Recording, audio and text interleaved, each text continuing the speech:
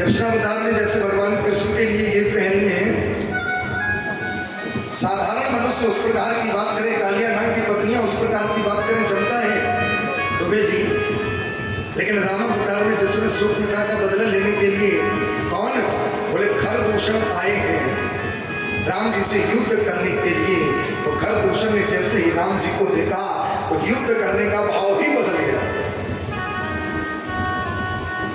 जो आए थे अपनी बहन का बदला लेने के लिए और युद्ध करने के लिए, उन्हीं खरदूषण के मुंह से क्या निकल रहा है? राम से युद्ध करने बदला लेने के लिए आए, लेकिन जैसे ही राम जी का दर्शन किए वैसे ही खरदूषण के मुंह से आवाज निकली, यद्यपि भगिनी किन्हीं को रूपा। यद्यपि इन्होंने हमारी बहन के नाक कान काट लिए, लेकिन इनका मन इनसे युद्ध करने का नहीं हमारा हो रहा है।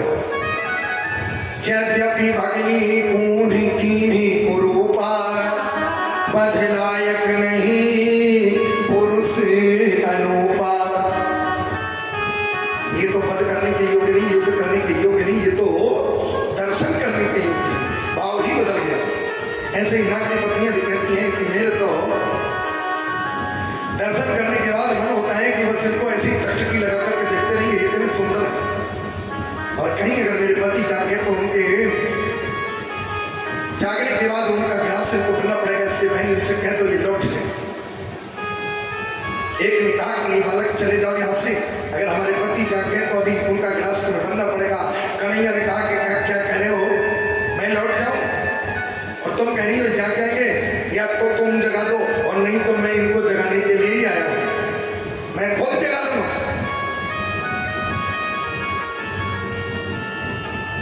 और उसी समय भगवान श्री कृष्ण की उस आवाज को सुन करके कालिया नाग जो था वो जाग गया।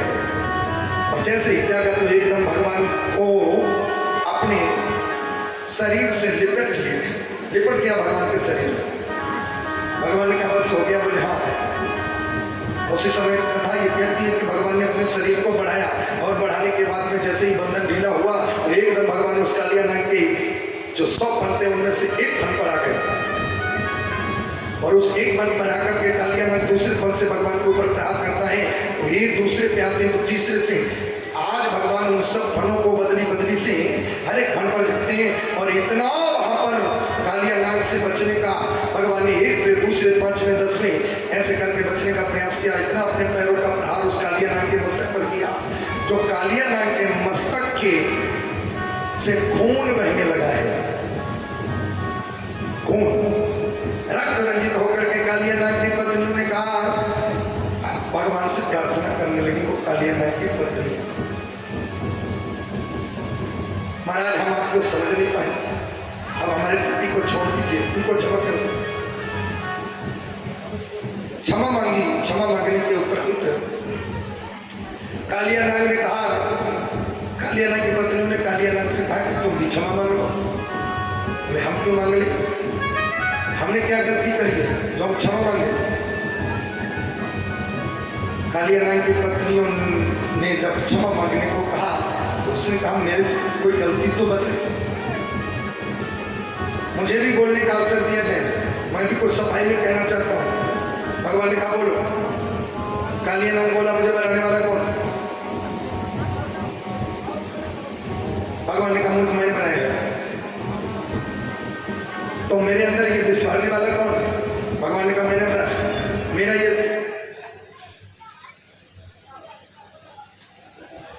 मेरा ये स्वभाव जो तामसी है, ये स्वभाव कौन देने वाला है? तो कहा वो भी मैंने दिया है। बनाने वाले आप, स्वभाव देने वाले आप, विस्फारने वाले आप, तो जो कुछ मेरे अंदर भरा है तो तेरा तुझको अर्पण। भगवान श्री कृष्ण को कालिया नाग ने स्वयं को समर्पित कर दिया। भगवान ने कहा अगर मैंने तुम्हें बनाया, अगर मैंने तुम्हारे अंदर विष भरा, अगर मैंने तुम्हें तामसी स्वभाव दिया तो मैंने तुम्हारे लिए रहने की जगह भी बनाई है, तो तुम क्यों नहीं उस जगह पर जाकर के रहते हो? बोले आपका वाहन गरुड़ मुझे खा जाता है, इसलिए मैं यहाँ आकर के रहता हूँ। भगवान श्री कृष्ण ने कहा हमने तुम्हारे हर एक फन पर अपने चरणों के चिन्ह बना दिए, तुम्हारा गरुड़ कुछ नहीं बिगाड़ेगा, इसलिए यहाँ छोड़ दो, यहाँ हमारी गैयाओं के लिए आपका जो विष है वो घातक सिद्ध होता है, इसलिए ये जगह छोड़ दो, आप कहीं भी जाकर के रहो। और अंत में चलते चलते कालिया नाग जब जाने लगा तो कालिया नाग की पत्नियों ने एक बड़ी सुंदर बात भगवान से पूछी। कालिया नाग की पत्नी ने भगवान से पूछा, बोले जी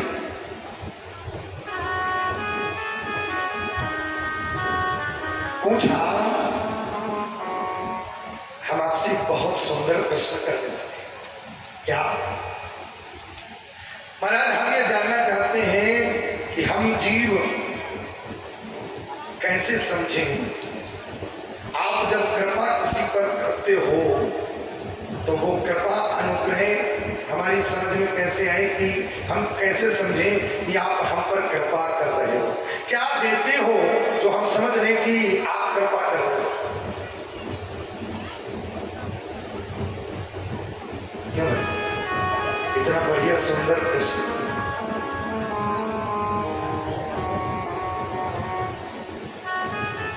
महल देते तो समझ लेना भगवान कृपा कर रहा है, तो बेचे। गाड़ी दे दे तो भगवान कृपा कर रहे हैं, बंगला दे दे, एसी लगवा दे तब कृपा हो रही है। लेकिन कन्हैया भागवत में तो कुछ और ही कहते हैं। मैं उतनी ही बात कह रहा हूं जितना भागवत में लिखा है। ये प्योर भागवत चल रही है, ये इधर उधर की बातें नहीं है।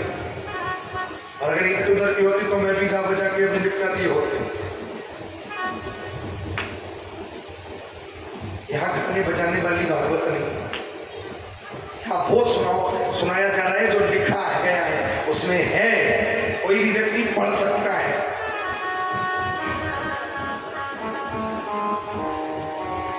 हम लोगों ने भागवत को मनोरंजन बना दिया, बस ढोल मजीरा बज गया, नाचा कूदी हो गई, लो हो गई भागवत।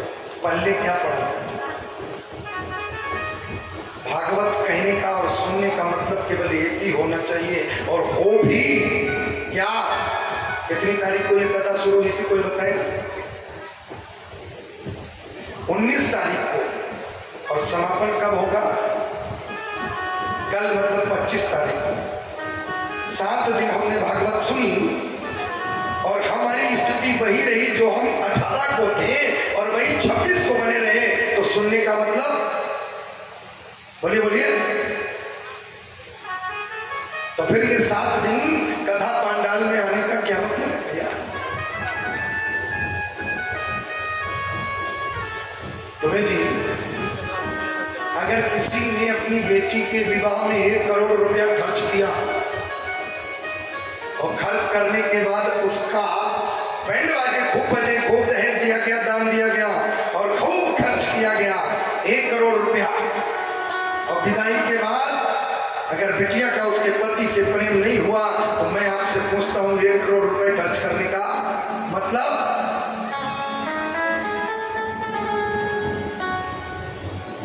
7 दिन भागवत सुनने के बाद में अगर कृष्ण के प्रति आपका प्रेम नहीं बढ़ा तो फिर ये भागवत बेकार हो गई, कोई मतलब नहीं है फिर भागवत का।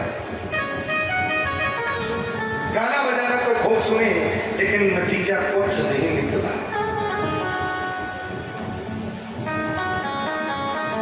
भागवत का अर्थ केवल यही है कि दुनिया के एक समय आने के बाद दुनिया के मोह को छोड़ करके और कृष्ण की शरण में आ जाओ, बस यही है इसका वास्तव।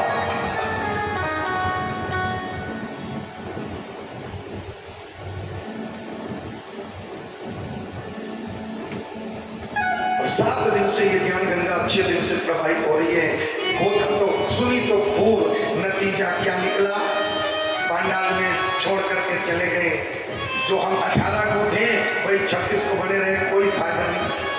हमने भी गला खूब फाड़ा, नतीजा कुछ नहीं निकल। कथा सुनने का मतलब है परिवर्तन। अगर 19 के बाद और 19 के पहले वाले और 26 के बाद में हमारे अंदर परिवर्तन नहीं हुआ तो सब बेकार है।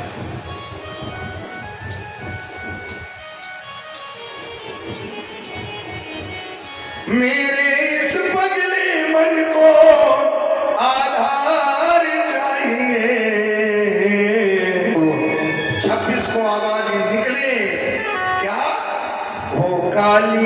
कमली वाला मेरा यार चाहिए, ओ काली कमली वाला मेरा यार चाहिए।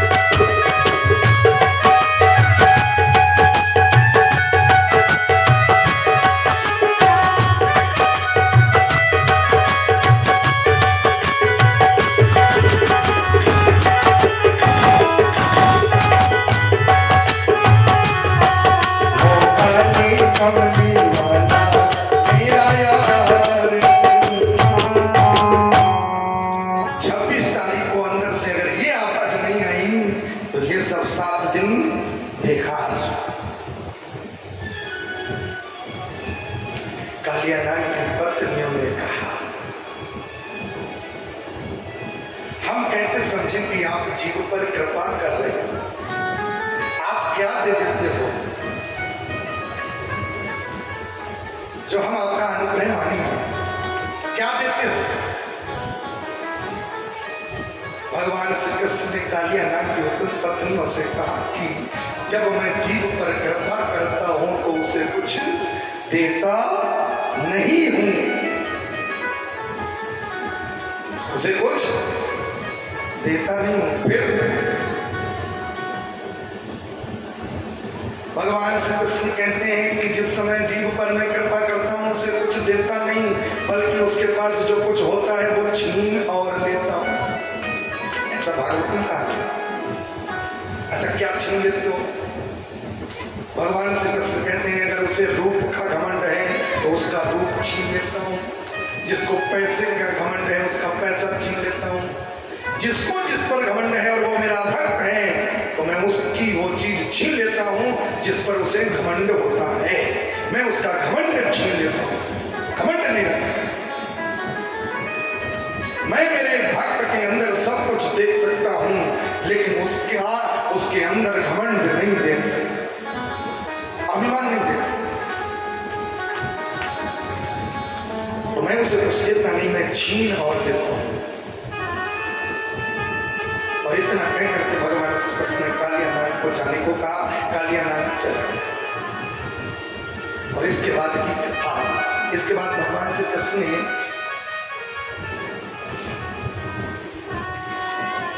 गोपियों के चीरहरण की कथा सुनाई। अब समय कम है इसलिए कथा बहुत लंबी है। चीरहरण की कथा सुनाई और उसके बाद में भगवान श्री कृष्ण ने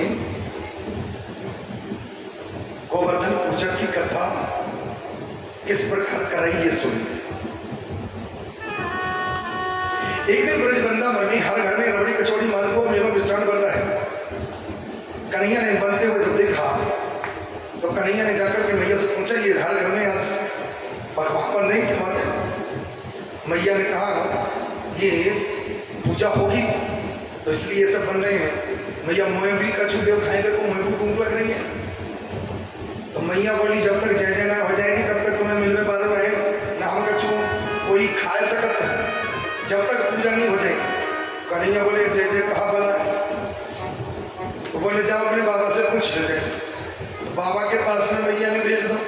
बाबा के पास में है कि कन्हैया ने पूछी बाबा ये बताओ आज हर घर में देख रहा हूँ पकवान बन रहे हैं 56 प्रकार के, ये किसके लिए? नंद बाबा ने कहा कि ये जो है दिवाली के दूसरे दिन हम इंद्र की पूजा करते हैं। कन्हैया बोले इंद्र क्या देते हैं हमें? नंद बाबा ने कहा इंद्र पानी बरसाता है। तो पानी से क्या होता है? पानी से हमारे खेतों में घास उगती है जो पशु खाते हैं और हमारे आपके लिए अन्न।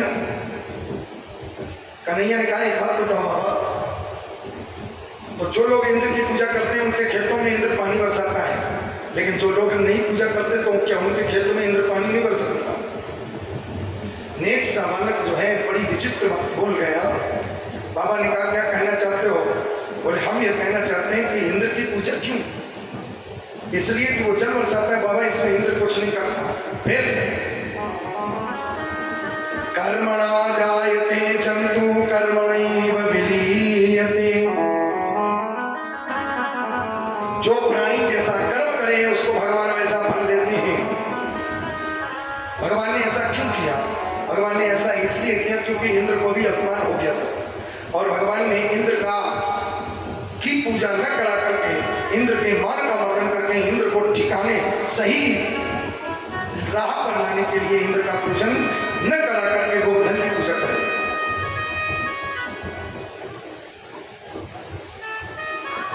और उसी समय भगवान ने बाबा से कहा जो प्राणी जैसा कर्म करता है वह को भगवान वैसे ही फल देते हैं, इसमें इंद्र कुछ नहीं करता। अगर मेरी बात मानो तो एक बार मेरे कहने से हमारे जो प्रत्यक्ष देवता हैं उन प्रत्यक्ष देवताओं की पूजा करें हम लोग। एक बात बताओ बाबा, जिस इंद्र की तुम इतने वर्षों से पूजा करते चले आ रहे हो उस इंद्र ने कभी आपको दर्शन दिया है? कभी दर्शन दिया है? नंद बाबा ने कहा आज तक नहीं दिया। तो ठीक है बाबा, अगर हमारे जो प्रत्यक्ष देवता हैं तो उनकी पूजा करें और ये मैं आपको गारंटी देता हूं कि वो हमको दर्शन भी देंगे और आपका भोग अपने हाथ से पाएंगे भी। नंद बाबा ने कहा ऐसे देवता? बोले हाँ कौन है? बोले ब्राह्मण देवता और गो विप्रानल गाय हमारी प्रत्यक्ष देवता है। ब्राह्मण प्रत्यक्ष देवता है, पृथ्वी के भूदेव कहे जाते हैं। और तो और ये गोवर्धन पर्वत। तो बाबा इस बार अगर हम इंद्र की इस बार जो है गोवर्धन की पूजा करें तो अच्छा, भगवान ने गोवर्धन का पूजन क्यों कराया? भगवान ने गोवर्धन का पूजन इसलिए कराया क्योंकि पूर्व जन्म में जिसने रामावतार में भगवान राम समुद्र पर पुल बना रहे थे। छोटे छोटे पत्थरों से पुल बन रहा था। हनुमान जी ने मन में विचार किया ये छोटे छोटे पत्थर कब तक पुल का निर्माण कर पाएंगे, तो इसलिए बड़े बड़े पत्थरों को लाओ, राम लिख दो, डूबेंगे नहीं। बड़े बड़े 7-7 कोस के पर्वत लाने लगे। तो इनमें जो है एक गोवर्धन नाम का भी पर्वत था। तो वो पर्वत जैसे ही इसका नंबर आया तो आवाज आ गई, भाई पुल का निर्माण पूरा हो गया, अब जो पत्थर ला रहा है वो वहीं पर रखा है। उस पत्थर से आवाज आई कि मैं भी प्रभु के चरणों से लगना चाहता था, उनको सेवा देना चाहता था, चरणों से लग करके मैं इस सेवा से वंचित रहा। हनुमान जी ने राम जी से प्रार्थना करी। राम जी ने कहा कि इस बार कुछ अब तो निर्माण हो ही गया, तो इस बार हम इस पत्थर की पर्वत की सेवा नहीं लेंगे। अगला अवतार जब हमारा होगा तो हम इस पत्थर को सेवा देंगे भी और सेवा लेंगे भी। सो वही पत्थर जो है यहाँ मथुरा में रख दिया गया गोवर्धन में। और वही राम कृष्ण के अवतार में आकर के आज वही पत्थर को बुझाने के लिए सब ब्रजवासियों को प्रेरणा दे रहे हैं। और उसी समय नंद बाबा ने कहा ठीक है, बताओ तुम्हारा देवता क्या खाएगा? बोले बाकी सब तो ठीक है, लेकिन कमी कोई नहीं होनी चाहिए। और ये मैं गारंटी देता हूं कि हमारा देवता आपका प्रसाद अपने हाथ से उठा करके पाएगा और आपको दर्शन भी देगा। आपके देवता ने अभी तक दर्शन नहीं दिया। और अब तो जो है नंद बाबा ने वृंदावन में घोषणा कर दी कि कोई भी व्यक्ति इंद्र की पूजा नहीं करेगा, जिसको पूजना है गोवर्धन की पूजा करेंगे। और कमी कोई नहीं होनी चाहिए, जिसको चलना है वो एकदम अपनी अपनी लड़ी छकड़े को सजा ले और चले वृंदावन गोवर्धन की। और अब तो ब्रज के वासी अपने चक्रों में खाद्य सामग्री भर करके चल दिए हैं। नाचते गाते हुए ब्रज वृंदावन के वासी जा रहे हैं गोवर्धन पर्वत को पूजने के लिए। आइए बड़े भाव से सबसे पहले गोवर्धन जी को स्नान कराया गया। अपने मनोभाव को लेकर के वृंदावन के गोवर्धन धाम की यात्रा के लिए हम लोग चले, गाते हुए बजाते हुए मन के मानसिक दर्शन करते हुए। अरे मैं तो गोवर्धन को, हमारे जितने भी परीक्षित हैं वो सभी लोग सबसे पहले आकर के गोवर्धन भगवान का पूजन करेंगे। फिर एक एक करके जिसको भी करना है बड़े भाव से एक एक करके आए और बड़ी शांति के साथ में गोवर्धन जी का पूजन करते जाए। हमारे आचार्य महोदय जहाँ कहीं भी हो पंडाल में पधारे। नाय माने मेरो मनवा, अरे नाय माने मेरो मनवा, मैं तो गोवर्धन को जाऊं मेरे वीर, नाय माने मेरो मनवा।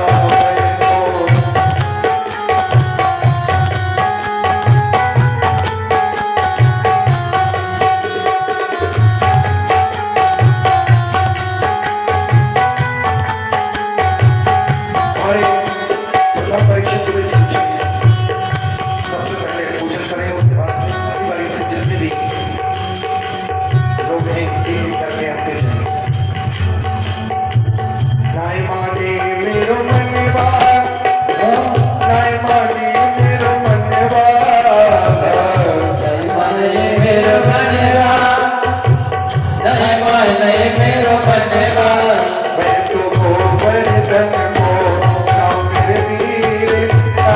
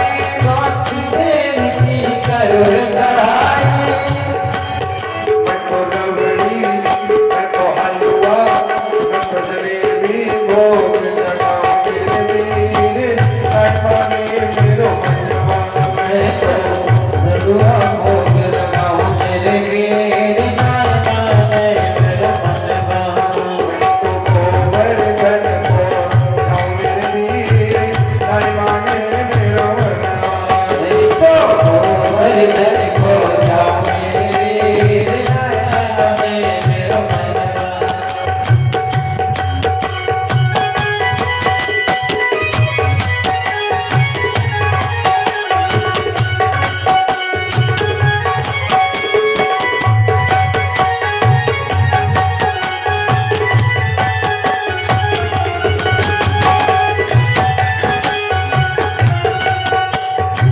बचाने की पाओ जगेगी, बचाने की पाओ जगेगी, बचाने की पाओ जगेगी, बचाने की पाओ जगेगी, बचाने की पाओ जगेगी, बचाने की पाओ जगेगी, बचाने की पाओ जगेगी। बचाने की पाओ जगेगी। मैं तो प्रेम सड़क पे आगे वीर ताई माने मेरा मनवा। मैं तो मेरी सड़क पे जाओ मेरे वीर आने मने मेरो मनवा। मैं तो गोवर्धन को जाऊं मेरे वीर ताई माने मेरा मनवा। गोवर्धन को जाओ मेरे वीर आने मने मेरो मनवा।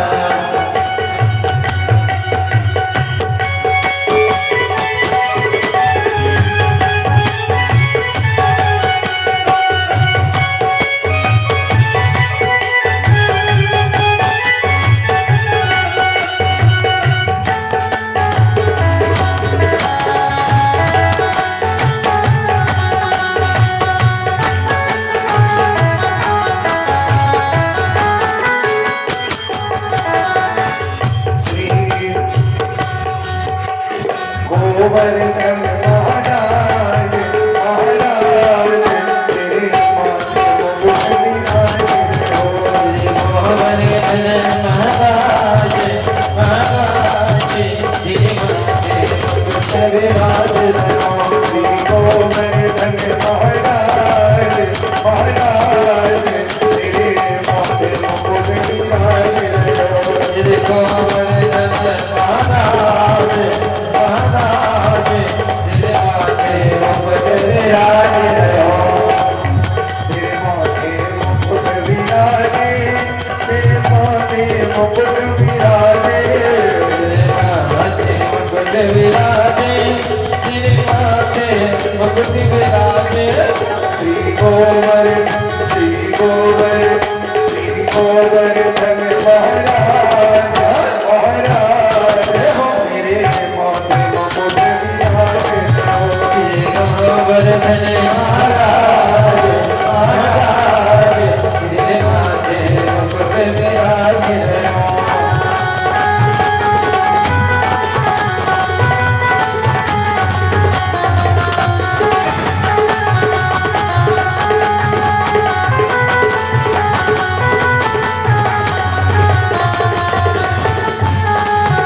तुम्हें पान चढ़े तुम्हें फूल चढ़े तुम्हें पान चढ़े तुम्हें फूल चढ़े, तुम्हें पान चढ़े तुम्हें फूल चढ़े, तुम्हें पान चढ़े तुम्हें फूल चढ़े, तुम्हें पान चढ़े तुम्हें फूल चढ़े। तुम चढ़े तुम चढ़े तुम चढ़े फूल किनारे माथे मुकुट विराजे रहो। श्री गोवर्धन महाराज महाराज तेरे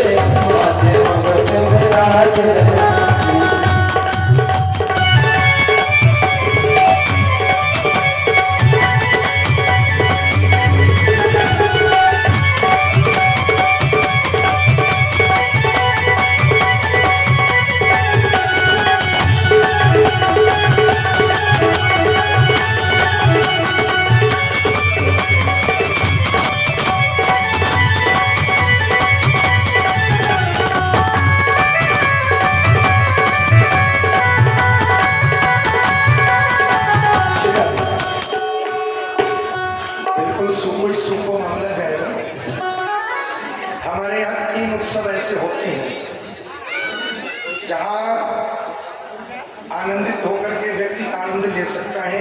एक तो भगवान श्री कृष्ण का जब जन्म होता है तब आनंद में व्यक्ति झूम सकता है। दूसरा, जहाँ पर गोवर्धन पूजा होती है वहाँ व्यक्ति आनंद ले सकता है। और तीसरा उत्सव है भगवान श्री कृष्ण का विवाह। ये 3 उत्सव भागवत में ऐसे हैं जहाँ आनंद लिया जा सकता है। छठा तेरी 3 लोक से नारी है गोवर्धन महाराज। लोक से जारी है गोवर्धन महाराज। ओ गोवर्धन महाराज हमारे प्रभु गोवर्धन महाराज। गोवर्धन महाराज हमारे प्रभु गोवर्धन महाराज। छठा तेरी हो, छठा तेरी 3 लोक से नारी है गोवर्धन महाराज। लोक से जारी है गोवर्धन महाराज।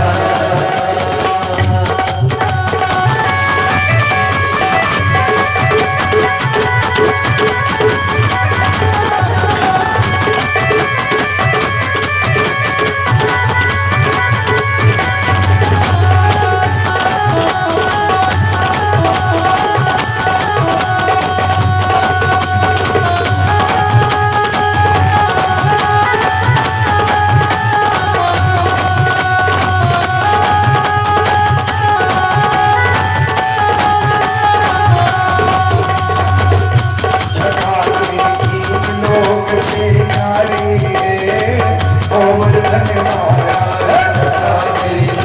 लोक से जारी है गोवर्धन महाराज। ओ गोवर्धन महाराज हमारे प्रभु गोवर्धन महाराज। गोवर्धन महाराज हमारे प्रभु गोवर्धन महाराज। हे गोवर्धन महाराज हमारे प्रभु गोवर्धन महाराज। गोवर्धन महाराज हमारे प्रभु गोवर्धन महाराज। छठा तेरी हो, छठा तेरी 3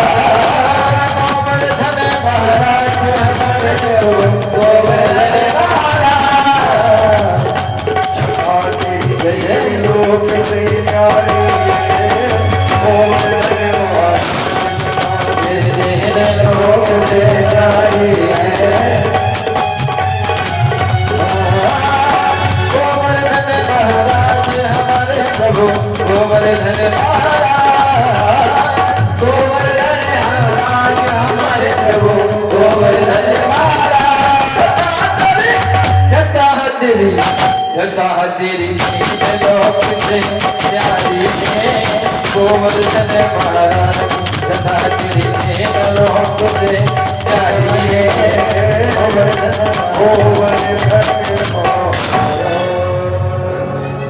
बोलिए गोवर्धन भगवान की जय।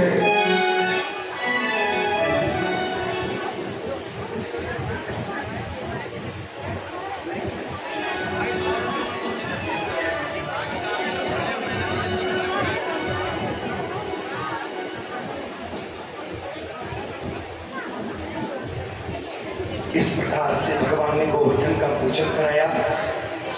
इंद्र को जब पता चला कि हमारी पूजा नहीं हो रही है तो इंद्र ने सामवर्तक नामक मेघों को बुलाया और सामवर्तक मेघों ने आकर के इतना जल बरसाया जो प्रलय काल में जल बरसता था वही मेघ जो है आकर के बरसने लगे।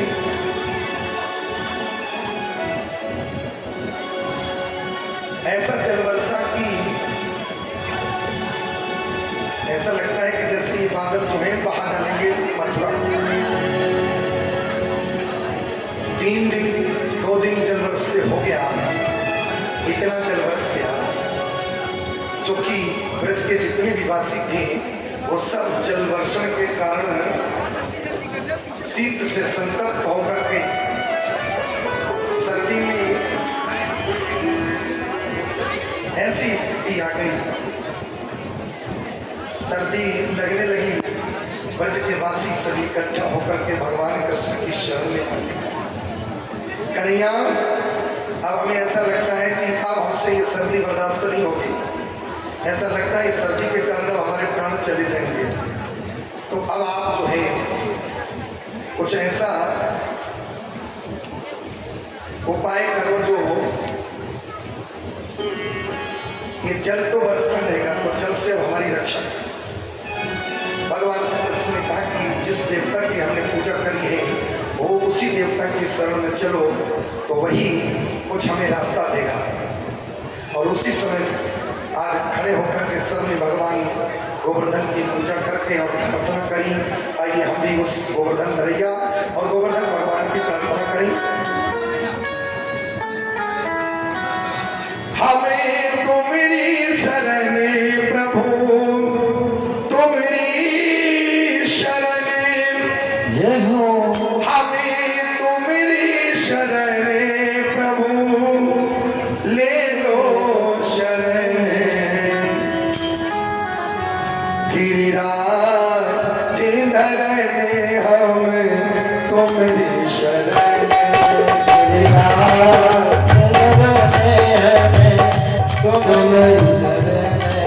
गिरिराज धरने हम तुम्हारी शरण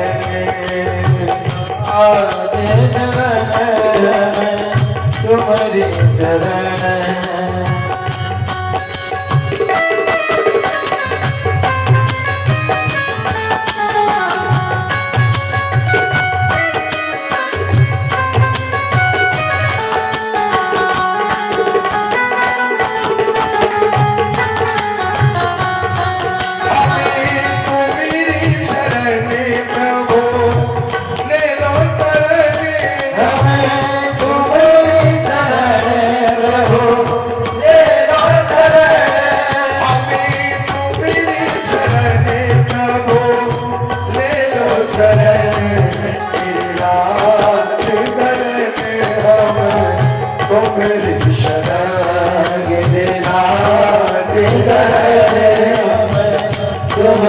शरण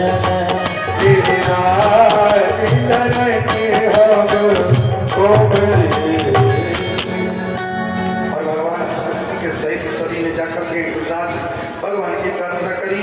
भगवान श्री कृष्ण ने कहा कि ब्रजवासियों जिस देवता की हमने पूजा करी है उस देवता ने आकर के हमारे कान में एक बात कह दी, क्या अगर तुम सबको ज्यादा शीत सता रही हो तो तुम सब मिलकर के मौका उठा लो।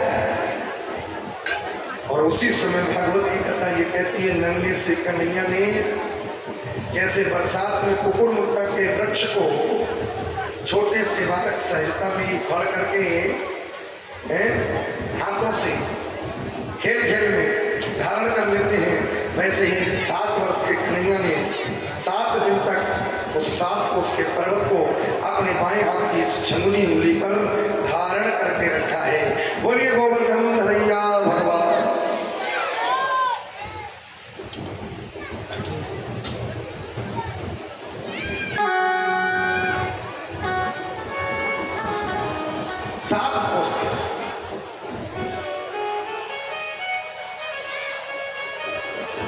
हमारे ऊपर भी एक पर्वत रहता है,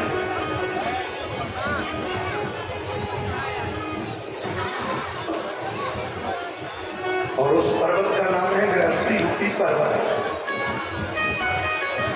और इस गृहस्थी रूपी पर्वत को कौन उठाए हैं? परमात्मा ही को उठाए। लेकिन हम क्या समझते हैं? हम समझते हैं ये पर्वत तो उठाए हैं कृष्ण, हम ये समझते हैं ये हम उठाए। ठीक ऐसे समझिए आप, जैसे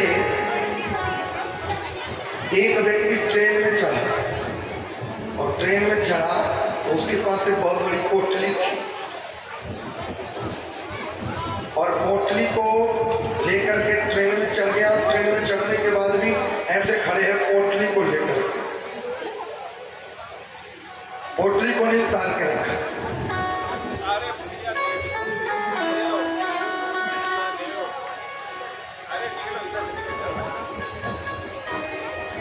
ट्रेन में चढ़ने के बाद भी पोटली उतार के नहीं रखी। बैठे हुए ट्रेन के यात्रियों ने कहा कि भैया अब तो तुम ट्रेन पे चढ़ाए हो, अब तो पोटली को उतार के रख दो। वो बोला हम पूरा वजन ट्रेन पर नहीं रखना चाहते।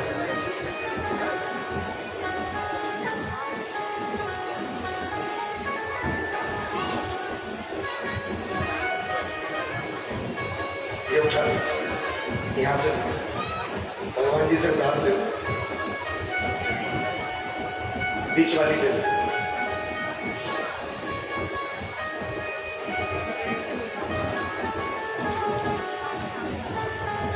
भगवान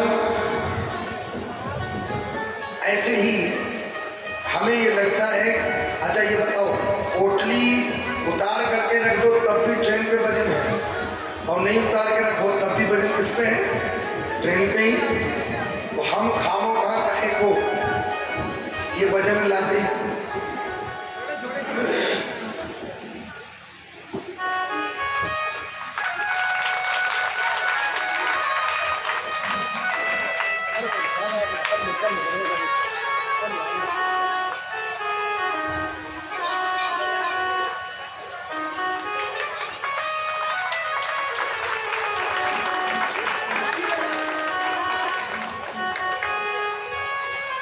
हमारे सिक्कर भैया इन्होंने हनुमान जी की भूमिका निभाई। ये जो ज्ञान गंगा की जो बरसात हो रही है, इसका मुख्य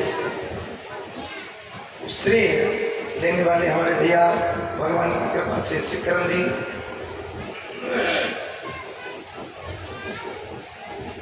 इन्होंने व्यासपीठ पर ये पगड़ी और पुष्पमाला पहना करके सुशोभित की, भगवान मंगल करें। ऐसा भाव इस व्यासपीठ से।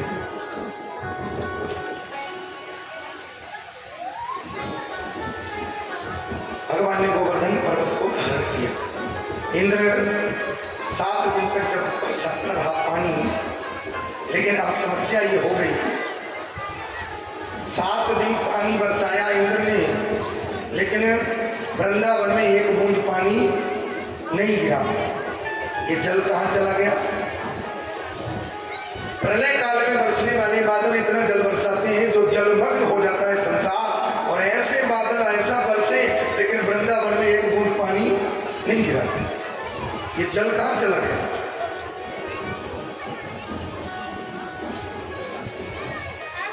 एक बार रामावतार में राम जी को रावण के मारने के बाद जब ब्रह्म हत्या लग गई,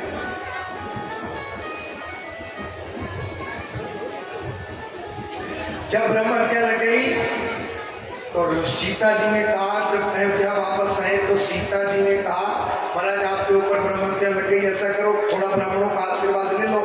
और ब्राह्मणों का आशीर्वाद तभी सफल होता है जब उसको भोजन करा दो। 2 बार ब्राह्मण का आशीर्वाद लेने से सक्सेसफुल स्थिति हो जाती है। एक बार ब्राह्मण जब रुद्राभिषेक करा करके उठे तब आशीर्वाद ले लो, और दूसरी बार जब ब्राह्मण भोजन करके उठे तो तृप्त ब्राह्मण जब आशीर्वाद देता है तो फिर सफलता मिलती है। सीता जी ने भी कहा कि महाराज ब्राह्मण को तृप्त कर दो, थोड़ा आशीर्वाद ले लो। राम जी ने कहा ब्राह्मणों के चक्कर में न पड़ो, ब्राह्मणों के चक्कर में न पड़ो, बड़ी लीला अजीब है। सीता जी ने कहा कि नहीं, मुझे तो अगर आप 1 से 8 ब्राह्मण नहीं खिला सकते तो कम से कम 1 ही। सो हमारे तो ये न्यू कॉलोनी वासी रोजे ही जो है ब्राह्मणों का भोजन करा रहे हैं और आशीर्वाद ले रहे हैं ब्राह्मण दक्षिणा देकर। हमारे मास्टर साहब गुप्ता जी कल इतना सुंदर भोजन उन्होंने कराया, आनंद। प्रत्येक घर में जहाँ जाओ, हर घर में अपने श्रद्धा भाव के साथ में आदमी भोजन परोसता है, आनंद आता है।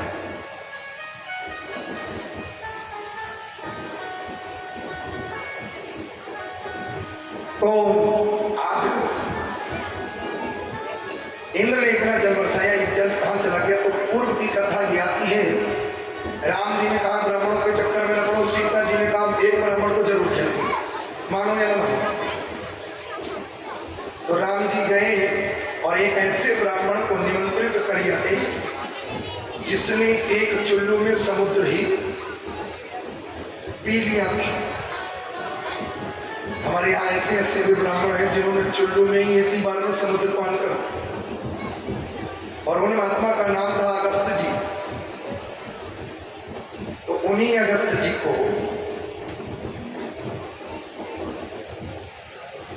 जी को राम जी ने निमंत्रित कर दिया भोजन पर।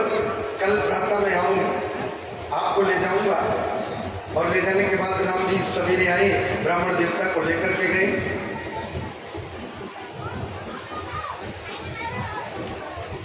ब्राह्मण देवता को लेकर के गए और ले जाने के बाद में सीता जी ने चरण इत्यादि धोने के, राम जी ने उन ब्राह्मण देवता के चरण धोए। अब ये परंपरा धीरे धीरे हमारे आपके बीच से खत्म होती जा रही है, और विशेषकर क्षत्रियों में जो लोग जानते हैं वो आज भी ये काम जरूर करते हैं। ज्यादातर अगर क्षत्रियों में जाओ, जो श्रद्धावान क्षत्रिय होगा वो आज भी चरण धोता है, पैर धोएगा, उसके बाद में ब्राह्मण को फिर बिठाएगा। राम जी ने पैर धोए, बिठाया, आसन दिया, सीता जी ने भोजन परोसा। अयोध्या भर का भोजन बनाया था सीता जी ने कि अयोध्या खा के चली जाए, इतना भोजन बना करके रख लिया। लेकिन महाराज जी ने पूरा का पूरा भोजन अकेले ही समेट लिया। भोजन समाप्त होने की तरफ आ गया। सीता जी ने कहा महाराज आप किस जन्म का बदला ले रहे हो, हमसे कैसा ब्राह्मण ले आए हो? जितने में पूरी अयोध्या खा जाती उतना भोजन तो बना के रखा था, ये भोजन अकेला ब्राह्मण पान कर गया, कितनी युग का भूखा, बदला ले रहे हो कुछ? राम जी बोले मैं तो पहले ही कहा था तुमसे ब्राह्मणों के चक्कर में न पड़ो, नहीं मानो तो बोलो तो नहीं महाराज, अब तो अगर ब्राह्मण दरवाजे से चला गया तो फिर अधर्म हो जाएगा, धर्म चला जाएगा।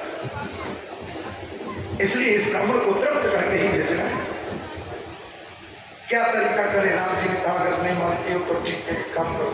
अच्छा कुछ लोग ऐसे ही होते हैं, देखने में 1.5 हड्डी के लगते हैं और खाने में 50 पूरी कहाँ चली गई पता ही नहीं लगता। ऐसे ही एक आदमी भंडारे में बैठा और बैठने के बाद में एक ही बात चिल्लाए, दाने दाने पे लिखा है खाने वाले का नाम, दाने दाने पे लिखा है खाने वाले का नाम। पत्तल परोसी गई, परोसने वाले आ गए, अब जो पूरी परोस रहा था वो परसते परसते परेशान हो गया, अब ये चपटा ही ना हो, पूछ दिया ले कहाँ जाते हो भैया, झोले वोले में रख रहे हो क्या? वो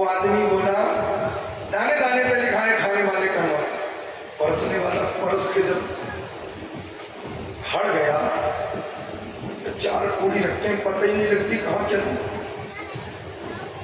और वो आदमी एक ही बात कहे, दाने दाने पे लिखा है खाने वाले का नाम। परसने वाला बोला आप ये मत खाओ, आपके ऊपर ये जचता नहीं है। बोले फिर कहें क्या? बोले आपको कहो बोरे बोरे पे लिखा है खाने वाले का,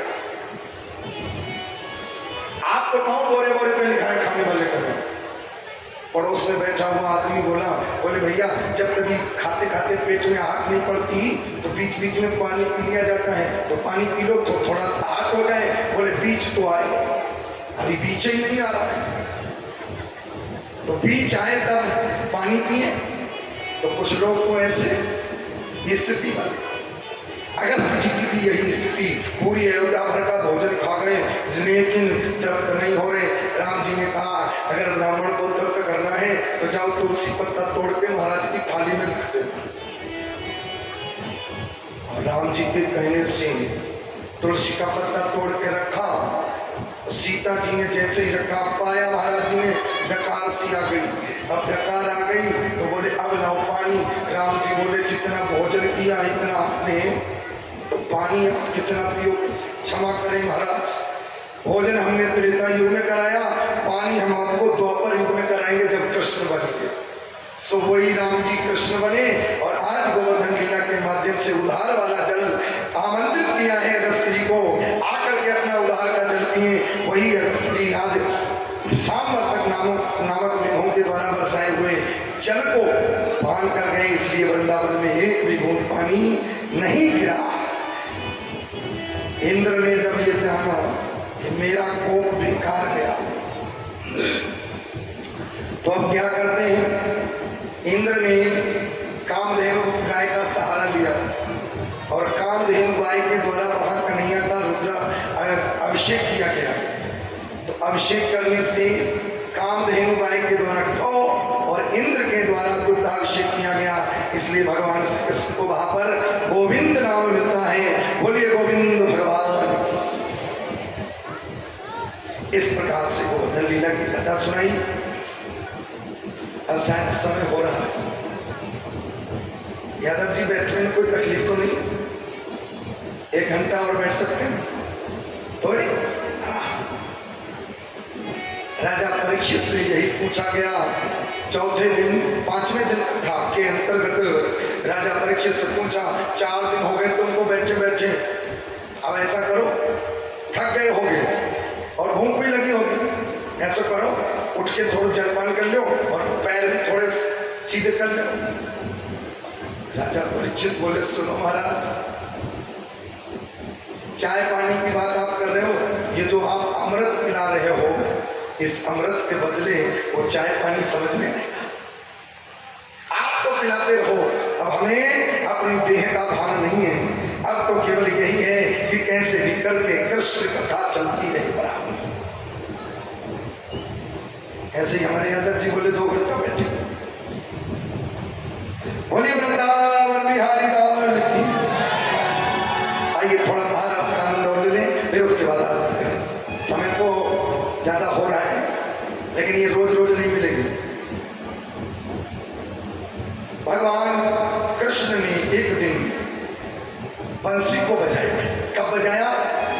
भगवान पिताम रात्रि शरदोत्फुल्ल मल्लिका।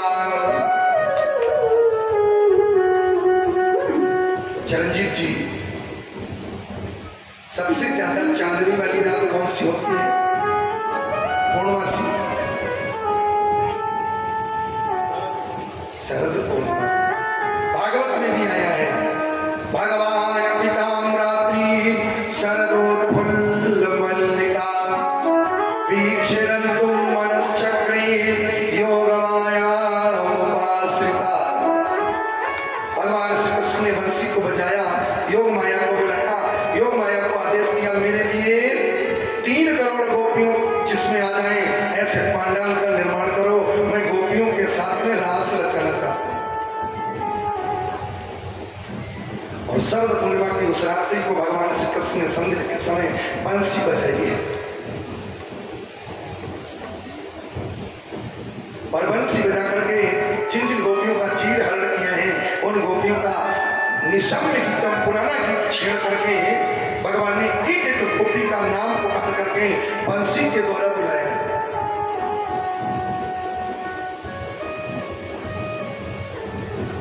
हे मोहन तेरी मुरली ने दीवाना कर दिया।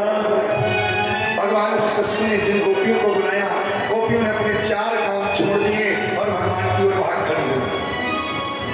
दीवाना कर दिया मुझे, मस्ताना कर दिया। हे मोहन तेरी मुरली ने दीवाना कर दिया। मोहन तेरी मुरली ने दीवाना कर दिया। मोहन तेरी मुरली ने दीवाना कर दिया। दीवाना कर दिया वे मस्ताना कर दिया। दीवाना कर दिया वे मस्ताना कर दिया। हे मोहन तेरी मुरली ने दीवाना कर दिया। हे मोहन तेरी मुरली ने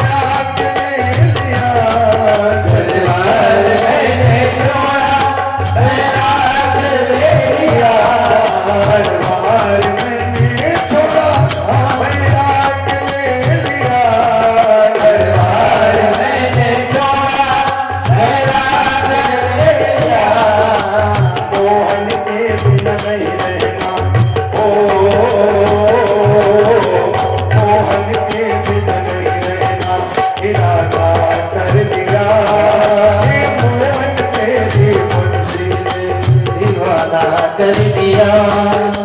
मोहन तेरी मुरली ने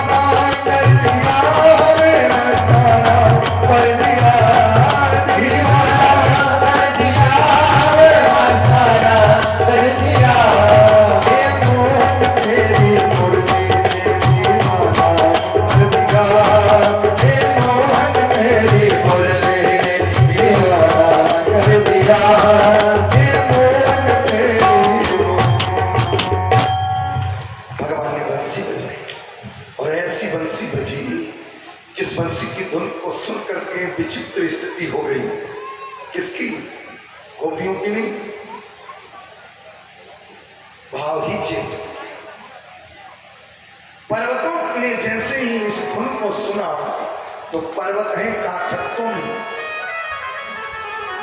और वो पर्वत त्रिवत्तुम हो गए,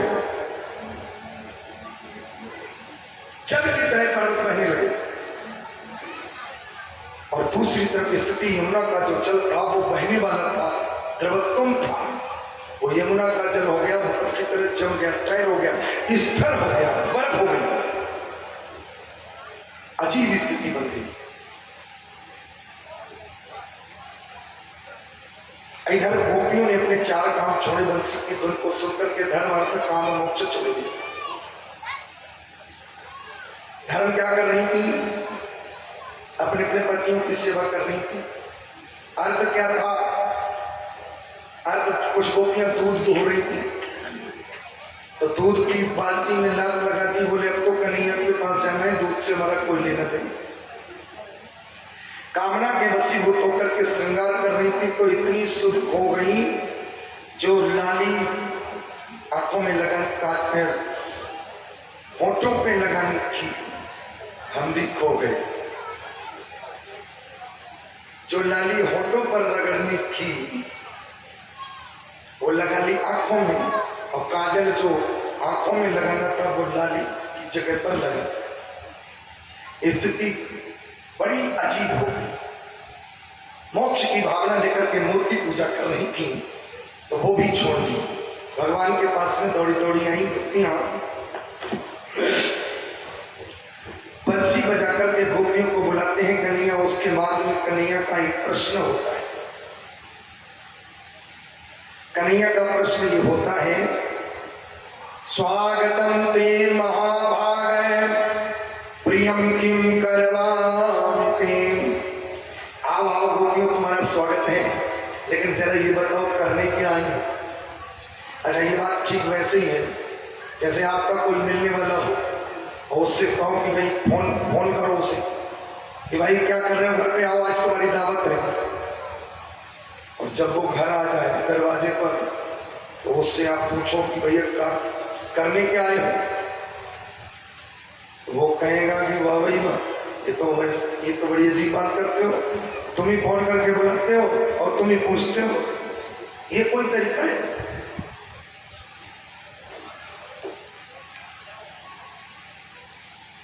तो भगवान ने पहले बंसी बजा करके बुलाया। बुलाने के बाद में जब गोपियां आ गई तो उनसे पूछते हैं करने क्या आई? गोपियों ने कहा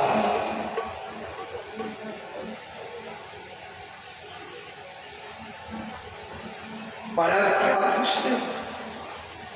पहले तो बंसी बजा के बुलाते हो, फिर पूछते हो। भगवान ने कहा लगता है तुम चांदनी देखने के लिए आई। इस पूर्णमासी की जो चांदनी होती है वो बड़ी चमकीली होती है, तो शायद अब चांदनी देख ली हो तो लौट जाओ। गोपियां बोली हम चांदनी देखने को नहीं आई। कन्हैया बोले तो फिर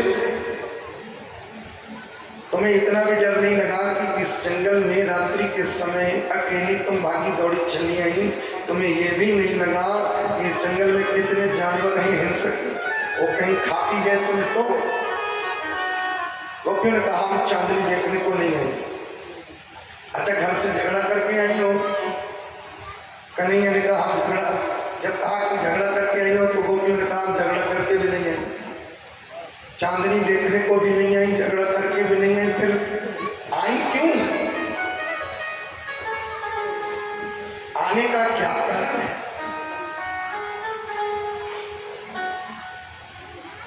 देखो गोपियों, अब अगर आ गई हो और दर्शन कर लिया, चांदनी देख लिया, तो अब लौट जाओ।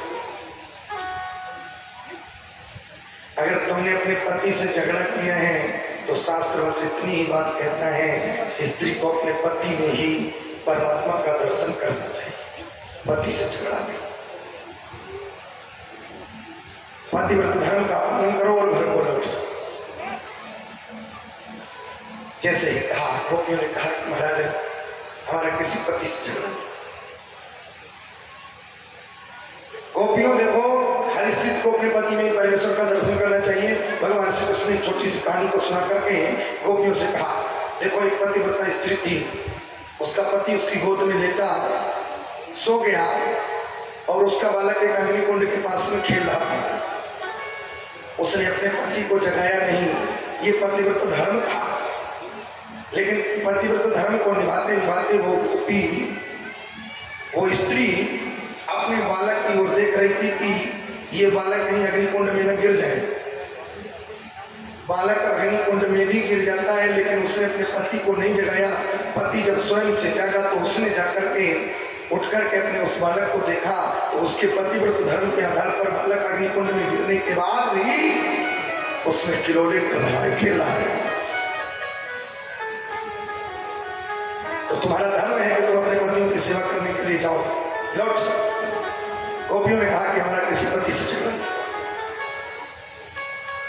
कन्हैया ने कहा अब भी समय है, लौट जाओ। गोपियों ने कहा कि आपने कहानी सुना ली, अब हमारी भी एक कहानी सुन लो।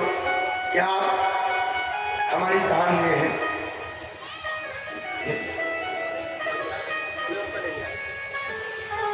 कन्हैया ने कहा लौट जाओ। गोपियों ने कहा तुमने अपनी कहानी सुना ली, अब हमारी भी कहानी सुन लो।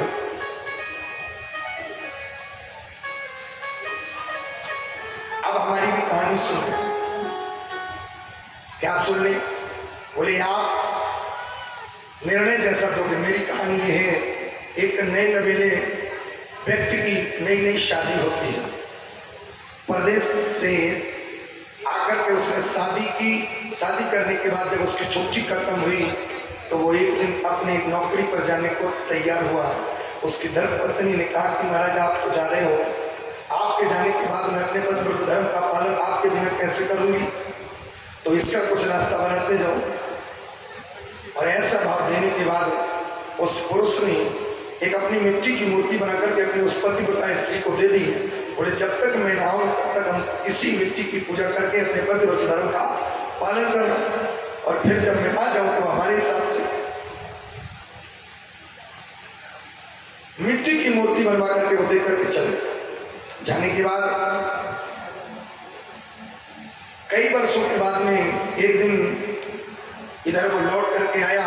उस समय वो मिट्टी वाले पति की पूजा कर रही थी अपने पतिव्रत धर्म का पालन करके। उसी समय असली वाला जो पति था वो पति दरवाजे पर आकर के कुंडी को बजाता है, और वो स्त्री मिट्टी वाले पति की पूजा कर रही थी। तो उस स्त्री ने जैसे ही कुंडी को खटकते हुए देखा, पति कुंडी जो असली वाला था वो बजा।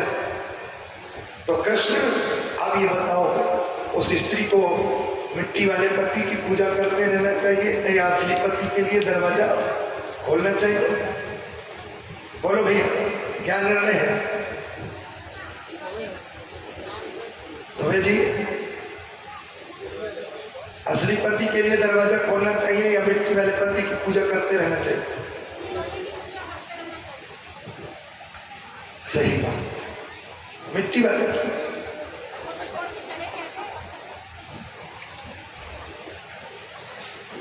शास्त्र ये कहता है कि मिट्टी वाले पति की अब पूजा छोड़ देनी चाहिए, अब असली पति के लिए उसको दरवाजा खोलना चाहिए। भगवान शंकर जी चला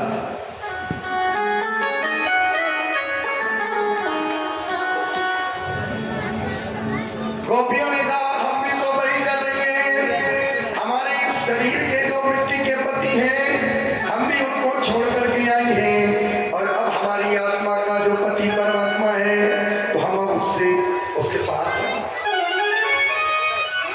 अच्छा वास्तविक में हमारी आत्मा का पति कौन है? आरती में हम लोग गाते भी हैं, तुम हो एक अगोचर सबके प्राण पति। इन प्राणों का पति कौन है? बोले कृष्ण। गोपियों ने भी कह दिया कि नहीं, हम तो अपने मिट्टी वाले पति शरीर के पति को छोड़ करके हम अपने आत्मा के पति से मिलन। ये रास क्या है और हमारा आपका लक्ष्य क्या है? क्यों भाई? आत्मा का परमात्मा से मिलन अर्थात मोक्ष। गोपियां कहती हैं हम भी अपने मिट्टी वाले पतियों को छोड़ करके अब अपने असली पति से मिलेंगे, और वो परमात्मा यही सुनना चाहता। सब ममता ताग बटोरी मम पद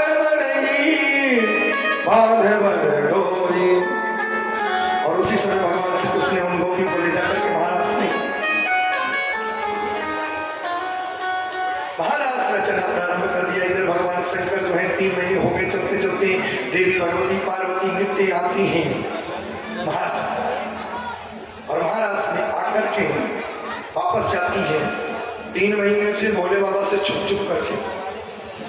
एक दिन भोले बाबा जल्दी जाग गए, एक अपने पहरेदार से पूछा ये देवी जी को कहाँ जाती हैं? भोले बाबा ने जैसे ही सेवक से पूछा, सेवक ने कहा महाराज आप मालिक हो, लेकिन वो कहाँ जाती हैं? जाती तो है ये हमें पता है, लेकिन कहाँ जाती है हमें भी नहीं पता। शंकर जी ने कहा तो तुमने पूछने का प्रयास नहीं किया?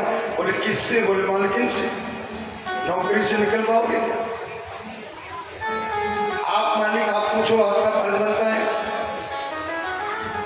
एक दिन शंकर जी जल्दी जाग गए और संध्या के समय जैसे ही तैयार होते हुए देवी को देखा तो शंकर जी आज पूछने लगे हैं देवी से। गिरिजा से बोले शंकर सजती क्यों आज हो, और ऐसा श्रृंगार करके जाती का आज हो।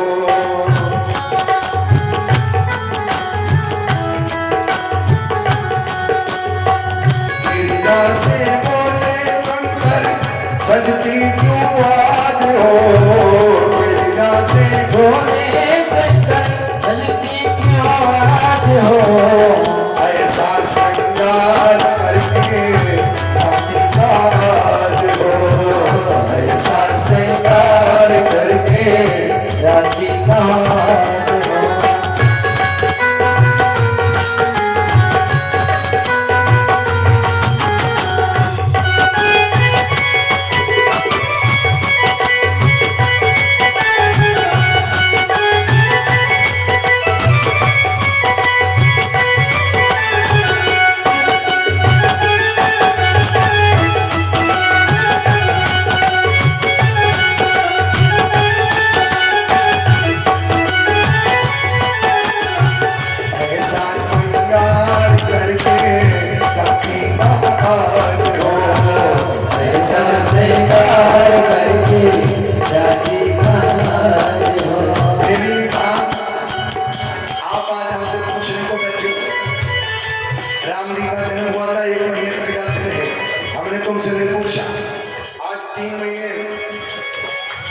आज 3 महीने हो गए, मैं भी आपको नहीं बताऊंगी कहाँ जाती है, कहाँ जाती है। शंकर जी ने जब ज्यादा पूछा तो देवी ने कहा कि कन्हैया 6 महीने का रास्ता चला, 3 महीने हो गए जाते जाते, और 3 महीने और जाऊंगी, बुरा मानो चाहे भला मानो, मैं जाऊंगी जरूर। शंकर जी ने जैसे ही सुना कि ये तो कन्हैया के रास्ते में आती हैं, और देवी भगवती से शंकर जी अब तो कहने लगे देवी अब हमें भी ले चलो। देवी ने कहा सुनो वहां पुरुष का प्रवेश वर्जित है, दाढ़ी मूछ वाला कोई नहीं जाए, सब स्त्रियां हैं, हम आपको नहीं ले जा सकते, अगर पकड़े गए तो दंड भी हमारे ऊपर लगाया जा सकता है, इसलिए आपको नहीं ले जा सकते। शंकर जी ने कहा देवी कुछ भी करो। बोले आपके तो परिधान ऐसे, कोई साधारण व्यक्ति हो तो उसे साड़ी वाड़ी पहना लो, लिए चले जाओ, आपके तो परिधान ऐसे हैं, और सबसे ज्यादा खतरनाक को भुजंग वाला, चुप पे अगर जाना चाहो तो ये पुरस्कार लगाएंगे बार बार। तो शंकर जी ने कहा इनको जरा हिसाब से अपने हिसाब से सेट कर लेंगे। अरे महाराज किस किस को सेट करोगे, ये बिच्छू है, और सबसे ज्यादा अगर मुसीबत है तो ये गंगा जी देंगी, तो कल कल करके बह रही है। शंकर जी ने कहा देवी मैं सब व्यवस्थित कर, सब तो छुपाए छुपे मगर का, छुपे गंग का पानी,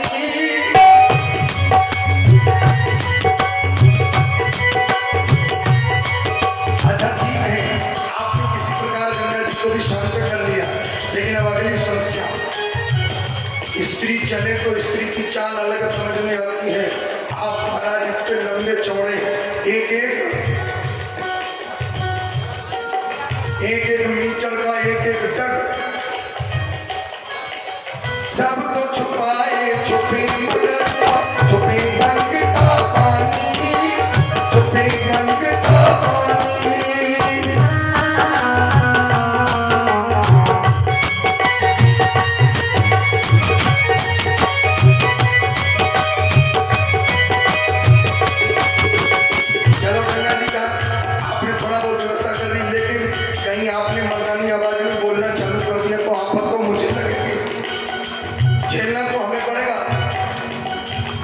मर्दानी आवाज प्रिया तुम कैसे करो जनानी कैसे करो जनानी जनानी। चलो ठीक है, तुम्हारे बदले में बातचीत कर लूंगी, लेकिन अगली सांस पकड़े ना मर्दानी छाल पे पकड़े ना हो गई मर्दानी छाल पे बोला बन जाओ बोला निकाल पे बोला बन जाओ निकाल।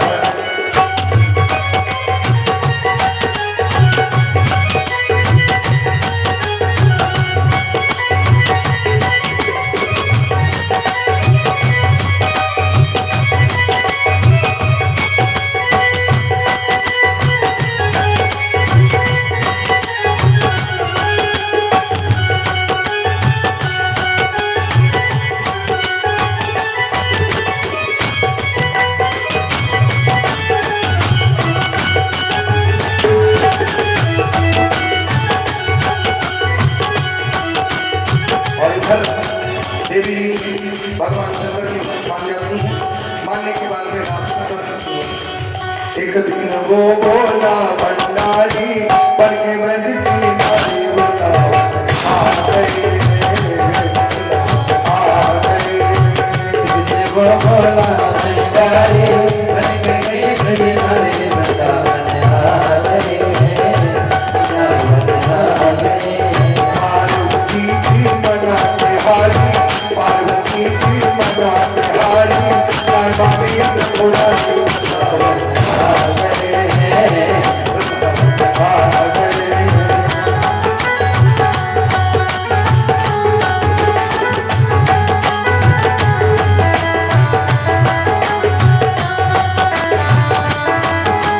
शंकर जी कहते हैं पार्वती से बोले मैं भी चलूंगा तेरे संग में तेरे संग में।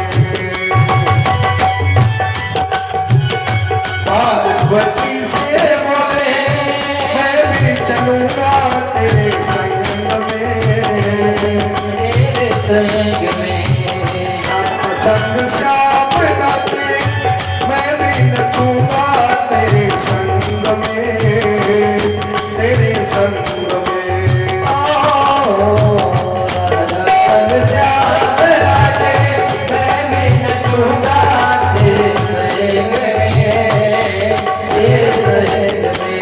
रास रखेगी ब्रज में भारी रास रखेगी ब्रज में भारी मानो रास रखेगी ब्रज में भारी मानो बात हमारी आ गए आ गए।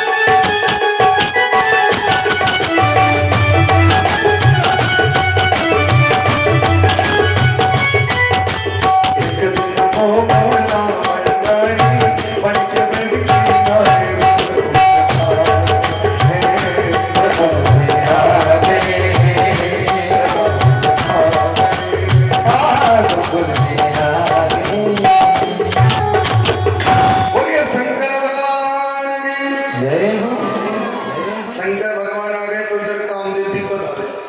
कामदेव ने कहा दो दो हाथ हमारे आपके भी हो जाए। बोले कौन सा युद्ध करोगे, किले वाला कि घर वाला? कामदेव बोला घर वाला तो सभी जीत लेते हैं, आज हमारा आपका किले वाला हो। लेकिन शर्त यह है, शंकर जैसे ही कहा भगवान कृष्ण ने, जो हारेगा वो क्या बनेगा, जो जीतेगा वो क्या बनेगा? कन्हैया ने कहा बताओ कामदेव ने कहा जो हारेगा वो बेटा बनेगा और जो जीतेगा वो बाप बनेगा। और इधर काम को भस्म करने वाले शंकर जी भी मौजूद हैं। शंकर जी के रहते काम किसी को पीड़ित नहीं कर सकता।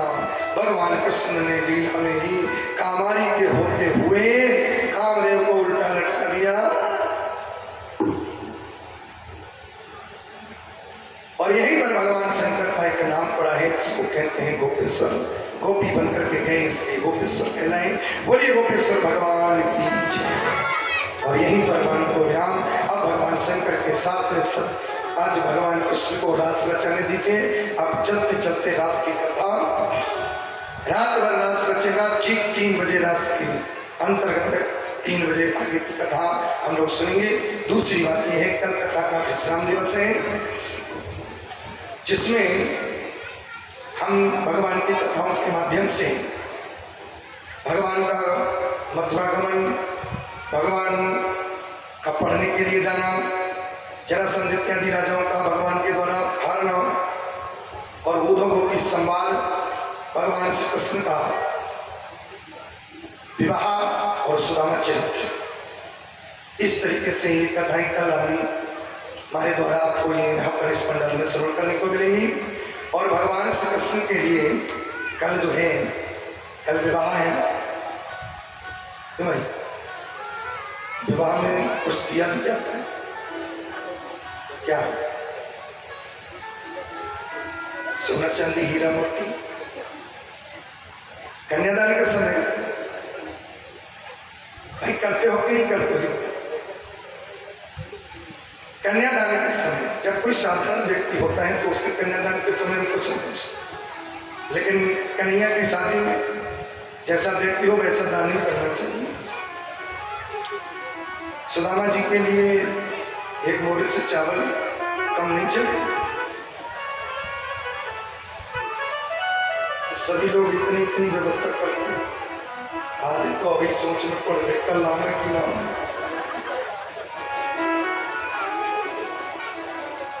कल आए वो कैंसिल है, कथी सुन लेना है तो झंझट खत्म। लेकिन खैर ये तो रही थोड़ा व्यंग की बात। जैसा भगवान ने दिया जुड़ा हो वो भगवान के लिए समर्पित करें। आप सभी लोग जानकार हैं, आप सभी को पता है क्या चढ़ाना है क्या नहीं चढ़ाना है। सभी लोग अपना भाव लेकर के भगवान कृष्ण के विवाह में जैसी जिसकी जो स्थिति हो वो स्थिति के सहित अपने तन मन धन को समर्पित करें। ऐसा भाव लेकर के पंडाल में पधारें। बोलिए वृंदावन बिहारी लाल। आइए छोटा सा मधुर सा भजन और उसके बाद भगवान की आरती।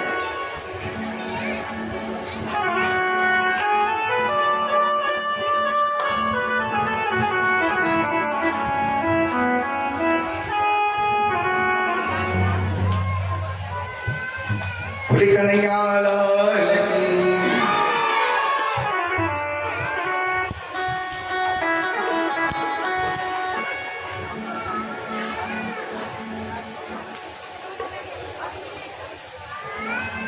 तेरी बिगड़ी बना देगी चरण रज राधा प्यारी की।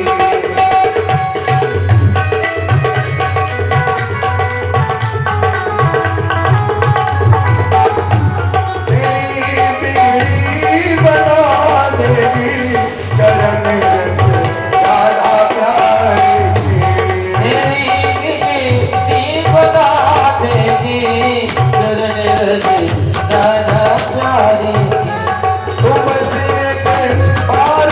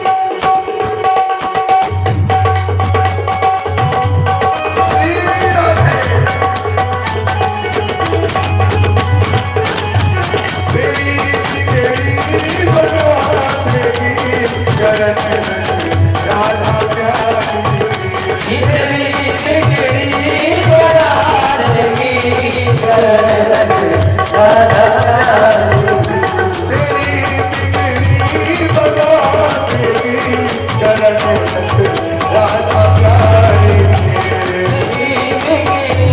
बना देगी चरण रज राधा रानी तू बस एक बार सदा से झुका कर एक मस्तक को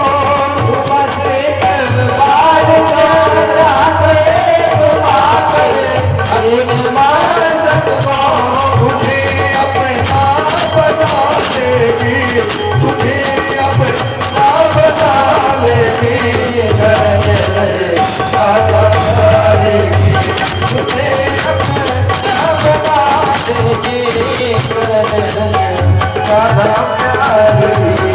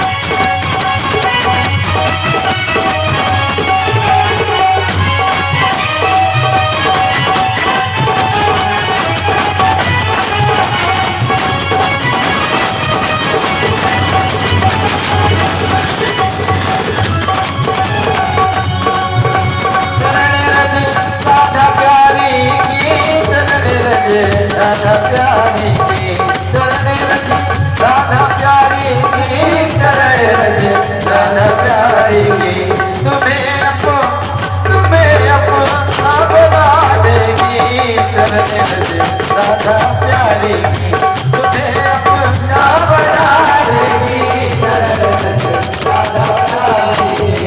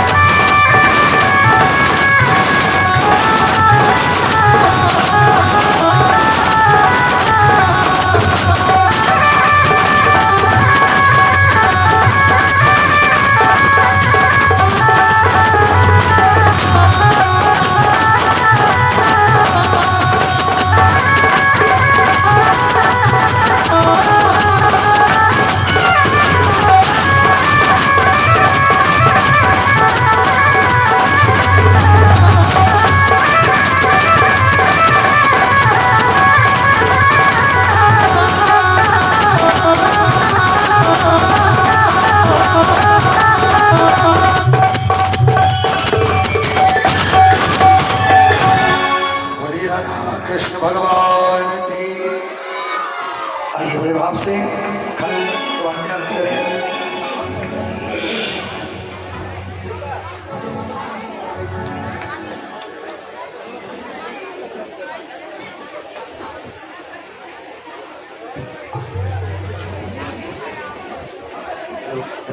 सभी लोग आदमी चलाने तीसरे से दूसरे से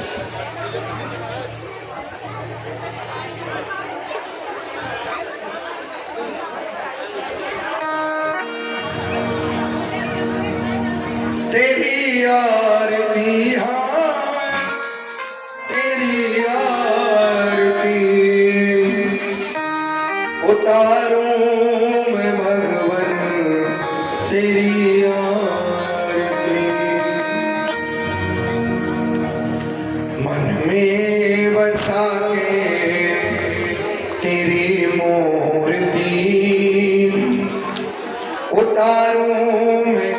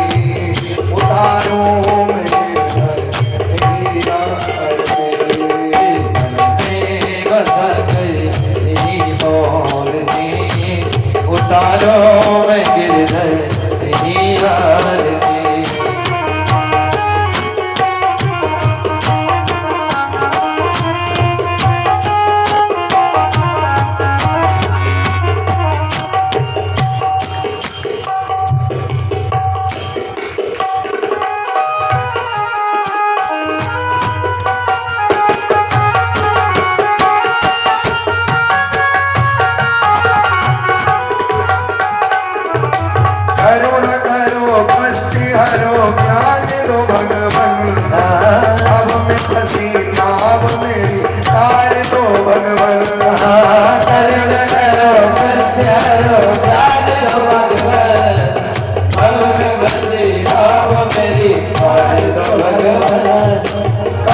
कष्ट हरो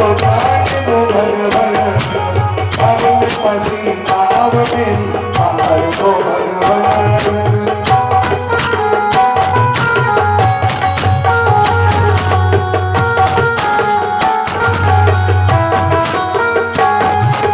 दर्द की दवा तो मेरे पास है, दर्द की दवा मेरे पास है। दर्द की दवा तो मेरे पास है, दर्द की दवा मेरे पास है। जिंदगी दया की है भीख मांगती हो, में बसा कर तेरी मूर्ति, मन में बसा कर तेरी मूर्ति, उतारूं मैं गिरधर तेरी आरती। मन में बसा कर तेरी मूर्ति, उतारो मैं गिरधर तेरी आरती। तेरी आरती, हाँ तेरी आरती, आरती तेरी आरती, हाँ तेरी आरती, हाँ तेरी आरती, उतारूं मैं गिरधर तेरी आरती। मन में बसा कर तेरी मूर्ति, उतारूं मैं गिरधर तेरी आरती, उतारूं मैं गिरधर। आरती। मन में बसा कर तेरी मूर्ति, उतारो मैं गिरधर तेरी आरती। मांग तुझसे क्या मैं यही सोचूं भगवन, जिंदगी जब तेरे नाम कर दी अर्पण। मांग तुझसे गाये मैं सोचूं भगवान, जिंदगी अब तेरे नाम कर दे अर्पण। सब कुछ तेरा कुछ ना मेरा, सब कुछ तेरा कुछ ना मेरा। चिंता है प्रभु तुझको संसार की, में बसा कर तेरी मूर्ति, उतारूं मैं गिरधर तेरी आरती। मैं बता कर तेरी मूर्ति, उतारो मैं गिरधर तेरी आरती।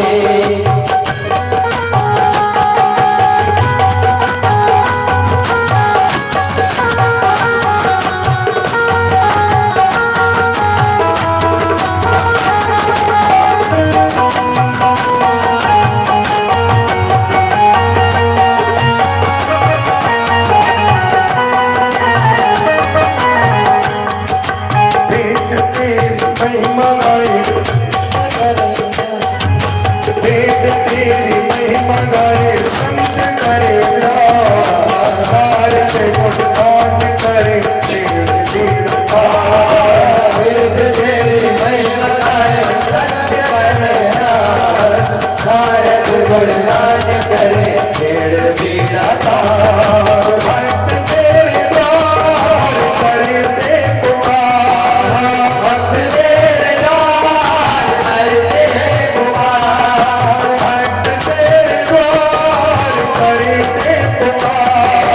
भक्त तेरे द्वार करते पुकार। दास दास गाए तेरी आरती, बसा कर तेरी मूर्ति, मन में बसा कर तेरी मूर्ति, उतारूं मैं गिरधर तेरी आरती, उतारूं मैं गिरधर तेरी आरती। उतारो मैं गिरधर तेरी आरती। उतारो मैं गिरधर तेरी आरती। हम हाथ उठा कर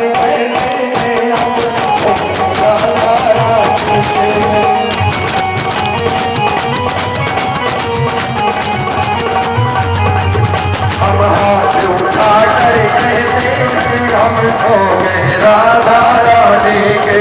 हम हाथ उठा कर कहते हैं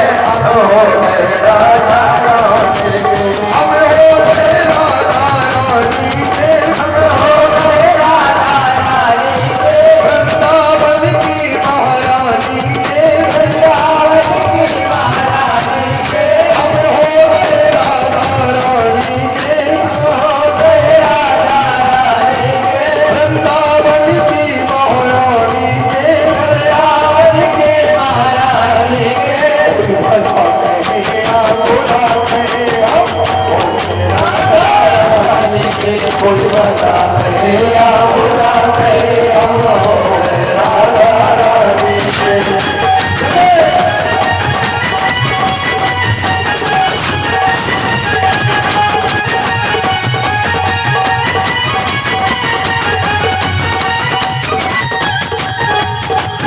राधे बरसाने वाली के राधे बरसाने वाली के राधे काला प्यारी के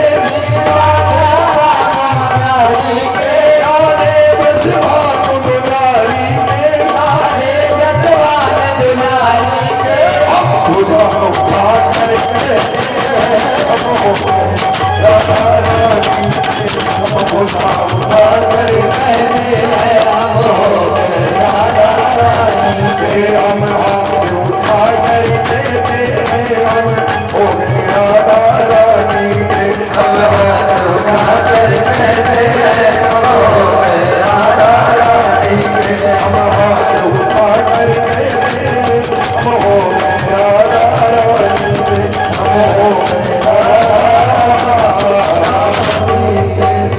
राधा रानी की जय।